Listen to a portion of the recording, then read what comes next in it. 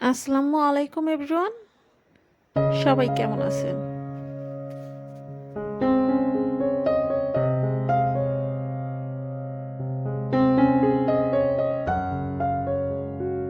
তো শীত তো প্রায় চলেই যাচ্ছে।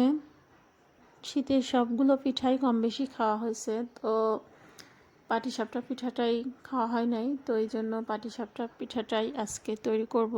তো আপনাদের সাথেও শেয়ার করছি।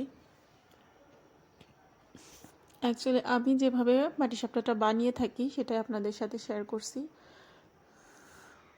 তো এইখানে হচ্ছে আমি এই 1-1.5 কেজি মতো দুধ জাল করে ঘন করে রাখছিলাম। তো সেই দুধের মধ্যে পোলাওর চাউল, আমার হাতের 1 মুঠো মতো পোলাওর চাউলটা ভিজিয়ে রেখেছিলাম কিছুক্ষণ। ভিজিয়ে রেখে সেই চাউলটা হচ্ছে আমি পাটায় একটু বেটে নিয়েছি, চাইলে ব্লেন্ড করেও নিতে পারেন। তো পাটায় বেটে নিয়ে সেটা হচ্ছে এই যে দুধের সাথে মিশিয়ে দিচ্ছি, মিশিয়ে দিয়ে সুন্দরভাবে দুধের সাথে নেড়ে নিচ্ছি, না হলে কিন্তু তলানিতে লেগে যাবে আর জমাট বেঁধে যাবে। তাহলে কিন্তু এই যে খিরসা বলি বা হচ্ছে হালুয়া বলি, যে পাটিসাপটার ভেতরে যে পুরটা না, ওই পুরটাই আর কি আগে রেডি করে নিচ্ছি। তো চাউলটা যেহেতু দিয়েছি বাটাটা, ওটা একটু সেদ্ধ হওয়ার জন্য তো কিছুটা সময় লাগবেই। আর এইখানে হচ্ছে আমি 1 বাটি পরিমাণ নারকেল কোড়া ফ্রিজে রেখে দিয়েছিলাম আগে থেকেই কুড়ে, তো এই জন্য একটু বরফ হয়ে আছে। তো এটা হচ্ছে একটু জাল করলে পরে গলে যাবে, তো এটা দিয়েও আর কি কিছু সময় ধরে জাল করে নিতে হবে। নারকেলটা বেশি দিলে আমার কাছে না হালুয়ার টেস্টটা ভালো লাগে, আর ফ্রেশ নারকেলটা সবসময় দেওয়ার চেষ্টা করবেন, তাহলে পিঠার টেস্টটা কিন্তু ভালো আসে। তো গলতে একটু সময় লাগবে যেহেতু বরফ হয়ে আছে। তো নারকেলটা কিন্তু আমার বেশ সুন্দরভাবে গলে গেছে নাড়তে নাড়তে। এখন দিয়ে দিচ্ছি খেজুরের গুড়। আমি এখানে পাটালি গুড়টা কেটে কুচি কুচি করে নিয়েছি, সেটাই এখানে ব্যবহার করছি।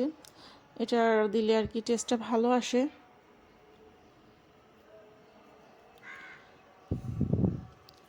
এক একজন এক একভাবে খেতে ভালোবাসে, আমি যেভাবে পছন্দ করি সেভাবেই আর কি রেডি করছি পাটিসাপটাটা। এখন অনবরত নাড়তে হবে, নাড়া বন্ধ করা যাবে না, তাহলে তলানিতে লেগে যাবে। এই যে সুন্দর মতো হয়ে গেছে, যখন এরকম একেবারে কমে আসবে আর প্যান থেকে ছেড়ে দিবে, তখন হচ্ছে বোঝা যাবে যে হালুয়াটা রেডি। তো এখন নামিয়ে নেব, যতটুকু না আঠালো আছে সেটা হচ্ছে বাতাসেই আর কি শুকিয়ে আরও শক্ত হয়ে যাবে। এখন যে ময়দার যে ব্যাটারটা আছে চাউলের গুঁড়া দিয়ে যে তৈরি করব সেটাই রেডি করে নিচ্ছি। এখানে হচ্ছে আমি আতপ চালের গুঁড়া দিয়েছি এই বাটির 2 বাটিরও বেশি পরিমাণে দিয়েছি। আর এখানে 1.5 বাটি মতো হচ্ছে দিয়ে দেবো, মানে ময়দা দিয়ে দেবো। চাউলের গুঁড়া আর ময়দাটা দিলে হয় কি পিঠাটা ফেটে যায় না। একেবারে শুধু চাউলের গুঁড়া দিয়ে বানাইতে গেলে পিঠাটা কেমন যেন একটু ফেটে যায়, তো এই জন্য হচ্ছে একটু ময়দা দিয়ে দিতে হয়। তার সাথে হচ্ছে চিনিটাও দিয়ে দিচ্ছি। মিষ্টিটা যে যার টেস্ট অনুযায়ী দিয়ে দিবেন, আমি আমার টেস্ট অনুযায়ী দিচ্ছি। দিয়ে এখন পানি দিয়ে মাখিয়ে নিব, আর সামান্য পরিমাণ লবণও দিতে হয়, তাহলে আর কি মিষ্টি জিনিসের টেস্টটা মিষ্টি ভালো আসে।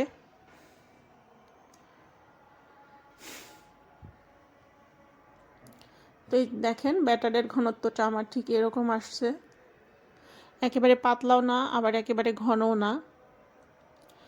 আর জিহ্বার মধ্যে হালকা একটু দিয়ে চেখে দেখতে পারেন আপনারা চাইলে। আর আমি আমারটা আর কি রেডি করার সময় একটু মুখে দিয়ে দেখছি যে মিষ্টিটা কেমন আসে। এই যে প্রথম পিঠাটা এরকম হয়েছে। তো আমি আমার মানে থাকে না যে একটা একটু সাদা সাদা করেই খায় নরম নরম, আমি ওইভাবে খেতে ভালোবাসি না। আমার মনে হয় যে একটু পিঠাটা আমি কিছু সময় ধরে তাওয়ার উপরে রেখে দিই, তাহলে একটু পাশটা হালকা লালটা হয়ে আসে, তখন আর কি মশমশা লাগে। ওইটা আমার কাছে খেতে ভালো লাগে, এই জন্য আমি ওইভাবেই বানিয়ে থাকি। তো এরকমভাবে দেওয়ার পরে এই যে পুরটা এভাবে আমি দিয়ে দিয়েছিলাম। একটা বানিয়ে আপনাদেরকে দেখিয়ে দিচ্ছি, একেবারে ইজি কিন্তু। আর পাটিসাপটা পিঠাটা না আমার কাছে মনে হয় যে ননস্টিকের প্যানে বানাইলে পরেই বেশি ভালো হয়, লেগে যাওয়ার ভয়টা আর কি থাকে না। আর সামান্য পরিমাণে একটু তেল দিয়ে দিতে হয় ব্রাশ করে, জাস্ট সামান্য 1-2 ফোঁটা মতো।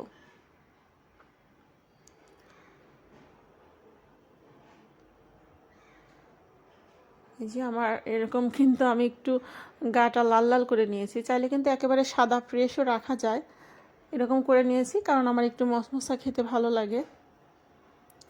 তো আজকের রেসিপিটা কেমন হয়েছে সবাই অবশ্যই জানাবেন। সবাই সুস্থ